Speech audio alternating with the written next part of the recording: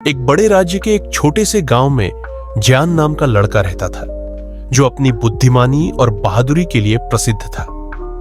एक दिन जब वह जंगल में लकड़ियां इकट्ठा कर रहा था, उसने देखा कि सुल्तान खतरे में है। एक जहरीला सांप उसे काटने ही वाला था। जियान ने बिना डरे सुल्तान की जान बचा ली और सांप को भगा दिया। सुल्तान उसकी हिम्मत से बहुत प्रभावित हुआ और उसे राजमहल आने का न्योता दिया। जब जियान दरबार में पहुंचा तो सुल्तान ने घोषणा की, यह बच्चा एक दिन के लिए राजा की गद्दी पर बैठेगा और न्याय करेगा। मंत्री चौंक गए, लेकिन किसी ने सुल्तान के आदेश का विरोध नहीं किया। अगली सुबह जियान सुनहरी राजगद्दी पर बैठा। एक गरीब किसान और एक अमीर व्यापारी अपना मामला लेकर आए।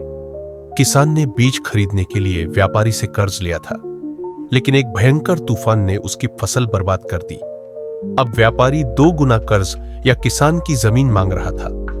जियान ने ध्यान से सुना और फिर कहा, अगर तूफान ने फसल नष्ट की तो इसमें किसान की कोई गलती नहीं, लेकिन वादा निभाना भी जरूरी है। फिर उसने व्यापारी से कहा, अगर तुम इसे 1 साल की मोहलत दो तो ये ईमानदारी से तुम्हारा कर्ज चुका देगा और यह दयालुता तुम्हें दौलत से ज्यादा सम्मान दिलाएगी। व्यापारी जियान की बुद्धिमानी से प्रभावित हुआ और राजी हो गया। दरबार में सभी लोग चकित थे। सुल्तान, जो अब तक चुपचाप देख रहा था, मुस्कुराया और कहा, तुमने साबित कर दिया कि सच्चा राजा वही होता है जो न्याय और दयालुता से शासन करे। फिर सुल्तान ने घोषणा की, आज से जियान मेरा शाही सलाहकार होगा। इस तरह जियान की कहानी पूरे राज्य में फैल गई और वह छोटी उम्र में ही बुद्धिमानी की मिसाल बन गया।